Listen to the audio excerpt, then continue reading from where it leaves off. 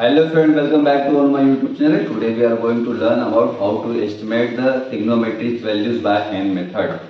अगर आपके एग्जाम में मान लीजिए कि कोई वैल्यू आ गई साइन कोस टेन की और उस क्वेश्चन को आपको पूरा सॉल्व करना है, तो उसके लिए आप क्या करेंगे, सबसे पहले ट्रिग्नोमेट्रिक टेबल जो है उसको आप प्रिपेयर करेंगे और उसको प्रिपेयर करके उसकी वैल्यूज जो भी उसको फाइंड आउट करेंगे, फिर जाके आप वो क्वेश्चन सॉल्व कर पाएंगे। अगर आपको वैल्यूज लर्न नहीं है तो हालांकि बहुत इंटेलिजेंट स्टूडेंट होते हैं जिनको पूरी की पूरी वैल्यू याद होती है, लेकिन आपके लिए हम एक और मेथड लेके आए जिसको हम बोलते हैं हैंड मेथड। इसके अंदर क्या होता है कि जितने में आप साइन कोस टेन लिखेंगे टेबल के अंदर, उतने में आपकी वैल्यू अपने आप यहाँ पे एस्टिमेट हो जाएगी।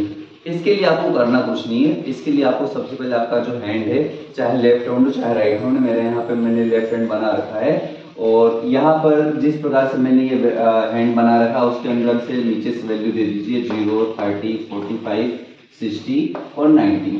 अब ये जो वैल्यूज होती है आपने हर वैल्यूज जो हर फिंगर से उसके ऊपर वैल्यूज लिख दी है और यहाँ पे अगर आपको वैल्यूज फाइंड आउट करनी है किसी रेशो की, मान लीजिए कि साइन की फाइंड करनी है या कोस की फाइंड आउट करनी है, तो कोस के लिए या साइन के लिए हम क्या फॉर्मूला यूज करते हैं वो हम यहाँ पे देख लेते हैं। तो सबसे पहले मान लीजिए हम कोई साइन की वैल्यू फाइंड आउट करना है, तो साइन की वैल्यू फाइंड आउट करने के लिए आपको क्या करना पड़ेगा, एक फिंगर्स बिलो अंडर रूट के अंदर लीजिए फिंगर बिलो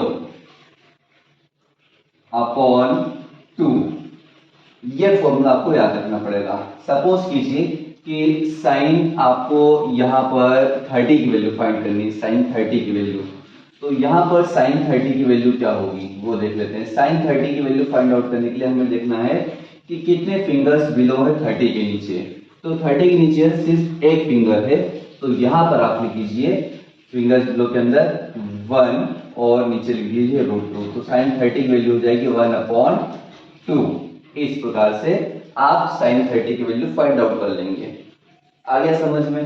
अगर एक और वैल्यू की बात करें, मान लीजिए कि साइन 45 की बात करते हैं या साइन 60 की बात कर लीजिए, साइन 60 की बात करते हैं, वापस साइन 60 ये चीज हमारे यहाँ हो गई। साइन 60 के नीचे कितने फिंगर्स है, 1 2 3, तो देख लीजिए यहाँ पे अंडर रूट है, अंडर रूट के अंदर 3 लिख दीजिए और यहाँ पे लिख दीजिए 2।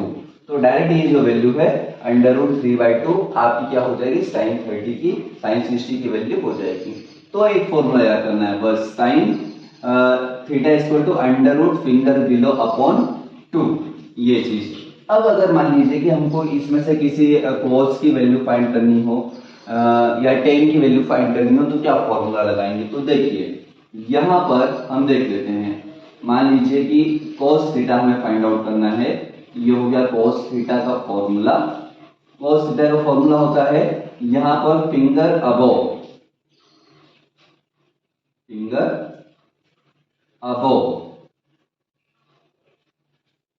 अपॉन √2।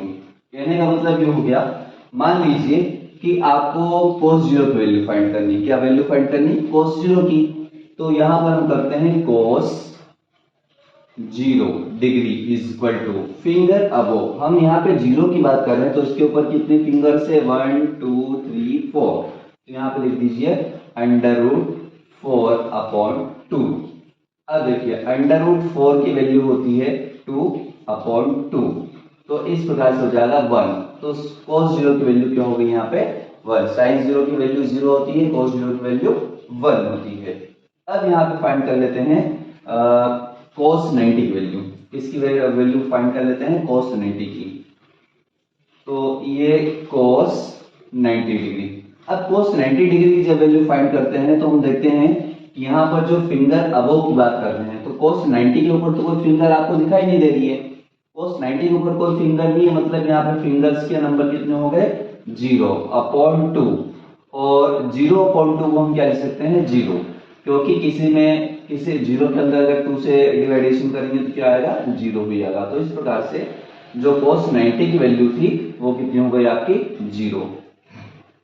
तो इस प्रकार से दो फॉर्मूले, sine theta equal to finger below under root finger below upon 2 और cos theta equal to under root finger above upon √2।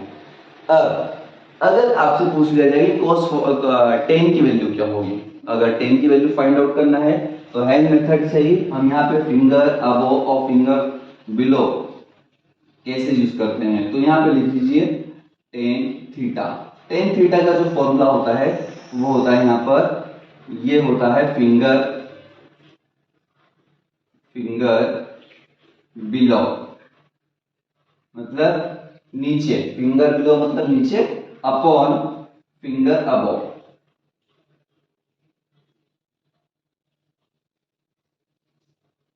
अब देख लेते हैं, मान लीजिए कि 1045 है, क्या है 1045 है, ये हो गया आपका 1045 डिग्री। अब 1045 में फिंगर अबव कितनी है, 45 से अबव 1 2, तो यहाँ लिख दीजिए √2, और नीचे जो फिंगर बिलो से वो भी कितनी है 2 है, तो यहाँ लिख दीजिए 2, तो ये हो जाएगा √2/√2, मतलब ये 1 हो जाएगा। तो इस प्रकार से 1045 की वैल्यू हो जाएगी।